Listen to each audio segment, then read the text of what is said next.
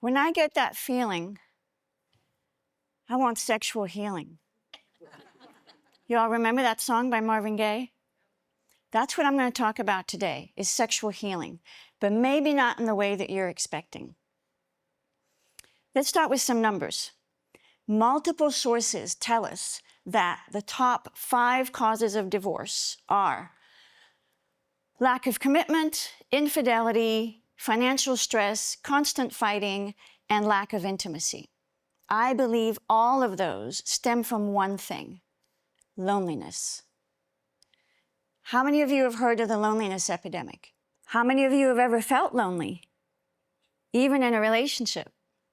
In many cultures, marriage is supposed to be the antidote to existential loneliness. There's one person who is supposed to truly know you, accept you, and love you. But what happens when that's not the case? Loneliness often masquerades as a sexual drought, but authenticity can heal both of those. In my 30 plus years, as a clinical sexologist and relationship therapist, I have seen individuals and couples struggling with disconnection, especially when it comes to sex. Now, I know, I keep saying the word sex, so I want you to breathe. Stay with me, because I'm going to be saying it a few more times. I see empty nesters having to face each other without the buffer of children. I see menopausal couples adjusting to shifts in identity and desire. And I see couples with young kids, because let's face it, sex begets children, and children are the death of sex. These transitions magnify loneliness, especially when people don't talk about them. Sometimes the threat of divorce can act as a catalyst for people to self-confront and maybe rebuild the relationship. In my experience, the top 2 things that people turn to solve sexual issues are articles about sexual positions or what happens when sex gets boring. This tells me that people are looking for tips and tricks. They're looking for a hack. They're not looking for a transformation that impacts how you be. I want to offer you a broader lens through which to view sexual problems. One that doesn't involve buying lingerie or buying vibrators or masturbating or watching porn together or rushing to the orgasm with your eyes closed. Because let me tell you, you cannot sneeze with your eyes open, but you can orgasm with your eyes open. And if you've never tried it, it's a deeply powerful, intimate, erotic experience. So I highly recommend it. Imagine, if you will, that relationship is a house. Sexual problems are never about sex. They're about unexamined, faulty beliefs. And there's 10 or 12 of these faulty beliefs, all variations on the theme of I'm not good enough. I'm not lovable, I'm not wanted, I don't have a voice, I'm invisible. And when you feel invisible in bed, you're not really having a good time. And when you're not having a good time, you're not in a big hurry to do it again. So really understanding these stories we have about ourselves can shift how we show up in bed and in life. Sexual problems are not about sex. They're about unexamined erotic integrity.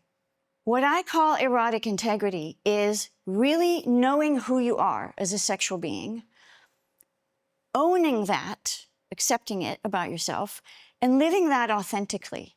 And I see so much suffering because people are trying to be the way they think they're supposed to be. Hetero, vanilla, monogamous, missionary. But there is so much more to who people are as erotic beings. A couple comes in and despite a sexy beginning to their relationship, things have petered out. And it turns out on closer examination that one of them is bisexual, but they never wanted to admit that to their partner because they were afraid of being rejected. Allowing ourselves to examine our eroticism from a place of authenticity, a place that's more genuine rather than performative, creates so much more opportunity for deeper connection. Sexual problems are not about sex. They're about trauma. Because the path to authenticity often involves us looking at painful stuff. Now, there's different types of trauma. There's the trauma of looking at life and death after illness. A man comes in, he has lost interest in his wife because she has lost a breast to breast cancer. Now you might think, what an insensitive, shallow monster. He's not. He's actually terrified. He's terrified of losing his wife, and he's terrified of his own mortality. Grieving children she never had might impact a woman's sexual interest in the husband she loves. Dr. Gabor Mate, who's a trauma expert, talks about how trauma isn't always bad things that happen to you. Sometimes it's good things that should have happened and didn't. So, for example, carrying emotional neglect from childhood, or having had a mother who had bipolar disorder, postpartum depression, and wasn't able to fully bond and connect emotionally with her infant, might yield an adult who's actually anxious or avoidant. Now, I'm simplifying, but these life experiences impact our attachment styles and our relationships. And sometimes sexual problems are about communication. Undiscussed fear of pregnancy might cause a man to develop erectile orgasm difficulties. A woman thinking she's supposed to get turned on as quickly as her male counterpart might engage in intercourse sooner than her body is really ready for, resulting in chronic yeast and bladder infections. Her gynecologist is probably not going to ask about her arousal. This is not a sexual problem, it's a communication problem.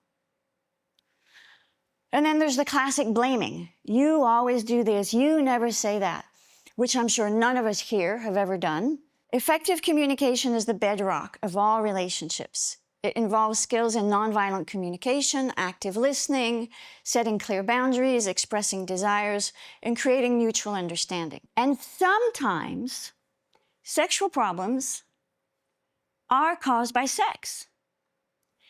Most couples default to one or two what I call basic choreographies, kind of ways of going about things. You guys know what I mean? And over time, sometimes it turns out this choreography is not optimal. And you want to mix it up, and you want to change the sequence of events. You guys get my drift? Because I don't have a slide for that one. So if we think of relationship as a house, you see that sex is just a few tiles on the roof.